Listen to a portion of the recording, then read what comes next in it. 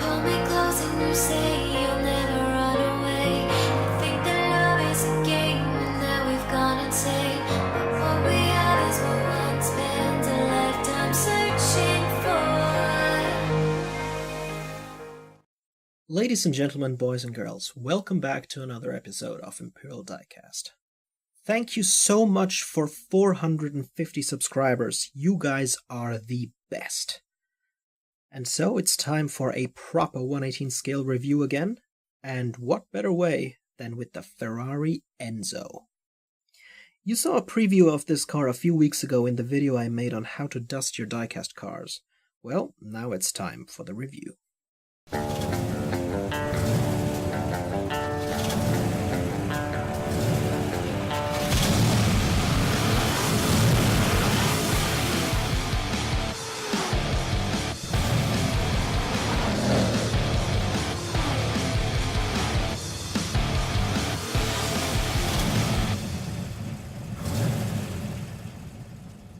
So this is a 1/18 scale Ferrari Enzo made by Hot Wheels. The Ferrari Enzo is the predecessor of the LaFerrari. And the real Enzo was Ferrari's naturally aspirated flagship of the early 2000s. And its competitors back in the day were the McLaren F1, the Celine S7, Porsche Carrera GT, Koenigsegg CC8S, and the Mercedes SLR McLaren. This car came out in 2003, and it was the first Ferrari to have been designed by a Japanese designer, Ken Okuyama, who back in the day was Pininfarina's lead designer. Ferrari built 399 of these, and one for the Pope, each selling for approximately 700,000 euros, while the Vatican auctioned theirs for over $1 million. Now I know some of the Ferrari fans watching this video are like, dude, why does it say Ferrari Enzo in the title? Don't you know the car is called Enzo Ferrari? Well, here's the thing. The car is named after the company's founder, in order of first name and then last name. So yes, it's called Enzo Ferrari, rather than just Enzo. But the company that built this car is named after the last name of the founder, which is Ferrari. And when speaking of cars, you usually say the name of the manufacturer before the name of the car itself. So ideally, you'd have to refer to it as the Ferrari Enzo Ferrari. But that sounds silly. So I say Ferrari Enzo. Just like I say LaFerrari instead of Ferrari LaFerrari. Now this diecast model has an interesting history to tell, and so in the next couple of minutes I'm going to tell you exactly how and why I got this car. You see, when I started collecting diecast model cars about 3 years ago, I spent the first year only collecting 1/24 scale cars because I felt like that they were the perfect compromise between size, opening parts, and low price. But there comes a time in every 1/24 scale car collector's life where he realizes just how much he is missing out on, and that the quality of certain 1/24 scale cars just isn't that good. And that to me was when I saw Bburago's 1/24 scale Ferrari Enzo. I wanted to have an Enzo in my Ferrari collection, but the headlights of the 1/24 scale Bburago Ferrari Enzo are just done so poorly that they're just grey plastic sitting behind the glass, with no details whatsoever. And that to me ruined the look of the rest of the model car. And so when I searched online what the 1/18 scale Enzo looks like, I just couldn't get over the fact that its headlights looked so much better. So I had to get it. And I got this car off a nice lady on eBay, but it was on eBay during a time when I was about to go on holiday for a month. So I actually bought the car and then told her to wait for a month before shipping it to me. And she was kind enough to comply, and then I got it after I came home from vacation. Because I feared that if I, didn't buy it until one extra month, then it would no longer be on sale. So, yeah, that's interesting little story there. And I got this car including shipping for 29 euros, which is a fair price for a second-hand car without a box. But even today, you can find this for less than 60 euros in box. You just gotta keep your eyes open on eBay. So taking a look at the front of this car, you can see that the Ferrari Enzo really has a unique front. But then again, all Ferraris do in a certain way. But the Enzo's really does resemble that of a Formula One car, because that's exactly the sort of front end that the Enzo was designed after. And you can see that we have a Ferrari badge at the very front, although it's just a sticker. To either side, the front air intakes are made out of a closed mesh. I think that this is perforated on the Hot Wheels Elite version of this car, which is pretty hard to find these days. You've got radiators behind these vents here. And if we take a look at the headlights, this is really, as you can see, the reason why I bought this 1/18 scale car, and I'm so happy that I did, because the headlights here are done very well. The biggest difference between this and the 124 scale Bburago is that the headlights here are painted properly, in the sense that the surrounding is painted in black, and the headlights themselves are also highlighted in silver, and below you also have this indicator, or turn signal light, also painted in a different color. No pegs that get in the way, so all in all, this is really what gives the Ferrari Enzo its characteristic and iconic look. And now let's open the trunk.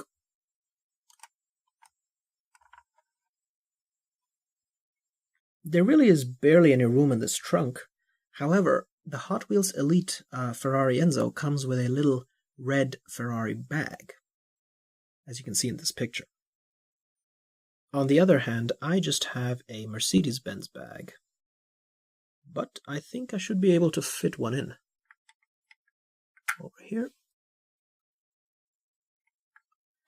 And perhaps a little first aid toolkit. Let's see if it fits. It does. And here we are at the side of the car.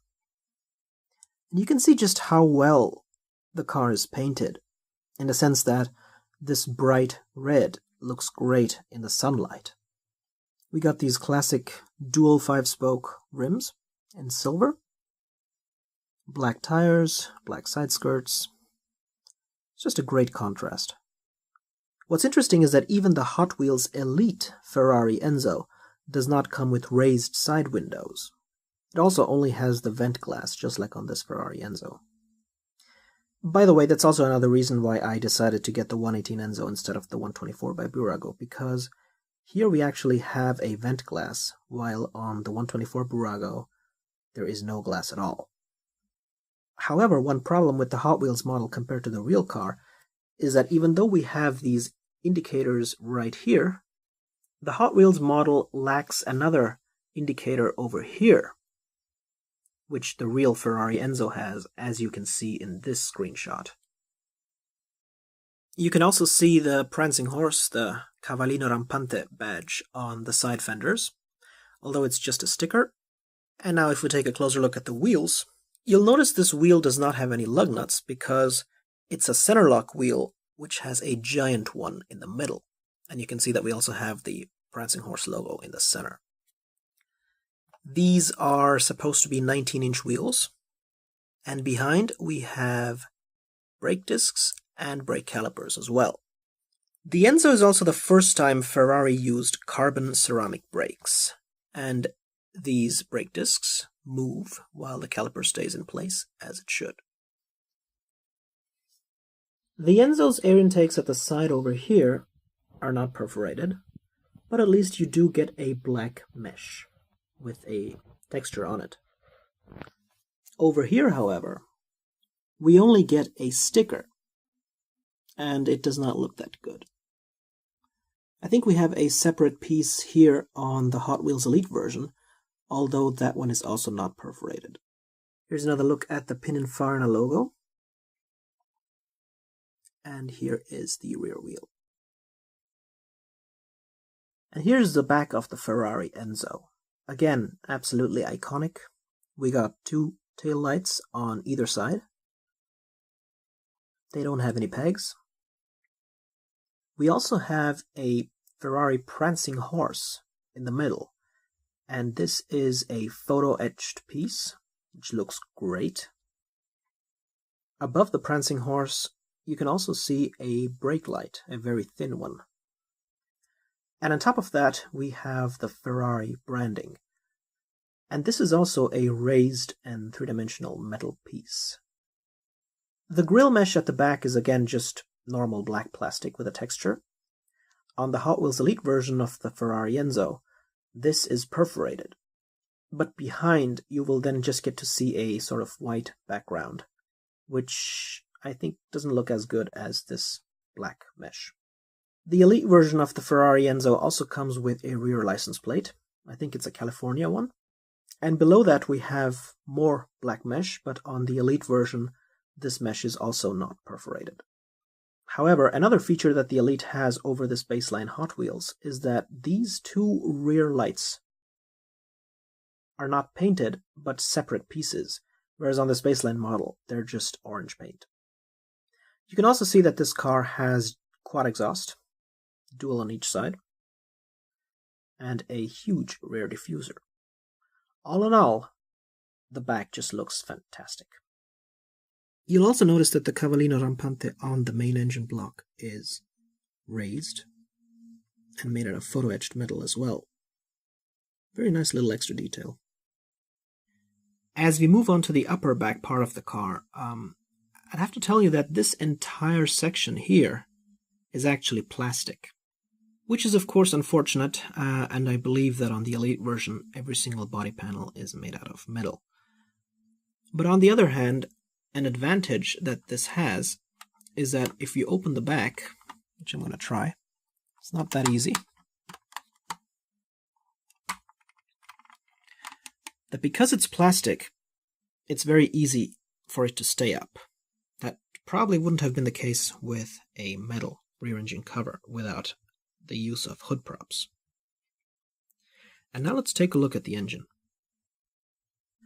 I mean, wow, just look at this huge engine bay. It's absolutely gorgeous.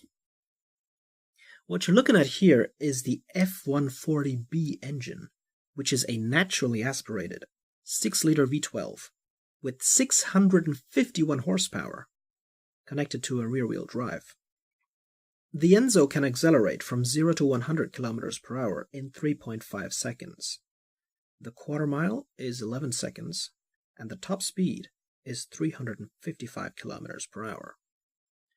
Now this engine looks absolutely drop-dead gorgeous and impressive, but as always, everything is relative, because once you see the engine of the Hot Wheels Elite Ferrari Enzo, you'll realize that you can make this look even better. For instance, on the Hot Wheels Elite version, these springs over here are painted red, and these two parts over here are painted in gold. This cover over here is painted in silver.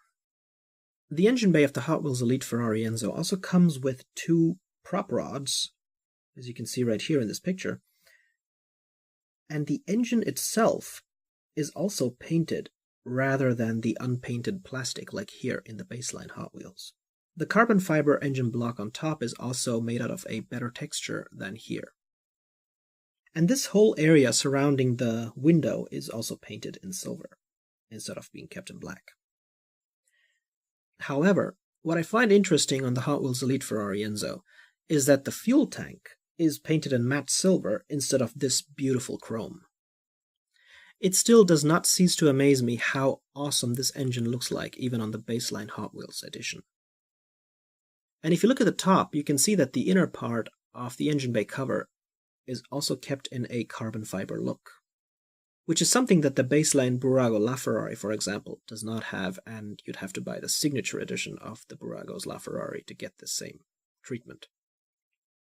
The engine cover also has these two little, I guess you can call them rods, with which you can close it. And it's a little hard to close, but it seals shut like this. Before we move on to the interior, let's just check out these side view mirrors. And they look pretty alright.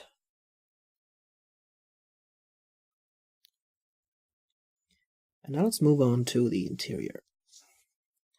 Now these doors open up like this, but unfortunately they do not stay open because this is a second-hand model, so it doesn't really have the quality of a brand new one. So I'll just hold them open. And now, if we look at the interior, you can see that there are details, but it's not really painted. I mean, everything is kept in black. For example, we've got these 3 air vents in the middle, and they do have a texture, but they don't have any paint on them. As well as the buttons right here in the center console. And so this is the interior of the baseline Ferrari Enzo by Hot Wheels. However, even on the Hot Wheels Elite version of the Ferrari Enzo, the entire center console is not painted at all, and all these buttons are also kept in black, as you can see in this picture right here, which shows the interior of the Charlie's Angels edition, which is a Hot Wheels Elite Ferrari Enzo that I think sells now for like over $250. So there's barely any differences in the interior, except when it comes to the steering wheel, where you can see on the Hot Wheels Elite version that the buttons are painted and there are arrows for the indicators, but on this baseline Hot Wheels Enzo, you just have the Ferrari logo. These are racing seats, and they look pretty good, but again are just kept in black. And here you have a little bit of extra carbon fiber detail for the center armrest, I guess. Seatbelt latches are not painted either. And if you look at the silver writing here, I believe it says something, but I'm not exactly sure what it says. But on top of it, you'll actually notice that there are 2 crossed race flags. Nice bit of extra detail. So here we are at the driver's side, and here you get a good look at the detailed steering wheel. You can see that there's a little bit of a carbon fiber on the top part of the steering wheel, and what looks like a horizontal bar. And that bar on the real Ferrari Enzo is where you have a series of red LEDs which light up when the car is increasing in speed to help the driver shift gears. I think this was the first Ferrari which had this awesome feature. Below the steering wheel you can see that we have the floor pedals, and they are painted. Here's another look at the carbon fiber surrounding the center console's buttons. And behind the steering wheel you can see that we have the instrument panel, which is just a sticker. It's a little hard to see, but there is a yellow speedometer and rev meter on the instrument panel. And here's a look at the bottom of the car. As you can see, there's a whole lot of carbon fiber. And you get a better view of the diffuser blades. 2002 Mattel. Well guys, I do hope you liked this review of the Ferrari Enzo. It's really a spectacular car. And it's one of my favorite baseline Hot Wheels models because the ones that followed had artificial limitations built in to convince you to buy the Elite version instead, such as sealed hood and sealed engine cover. Whereas on this Hot Wheels model, everything opens. And that's what I love about it. Even though the rear engine cover is plastic, I think that is still a better compromise than having something sealed. And I'm going to see you in the next video. And have a great day and take care. This is Imperial Diecast, signing out.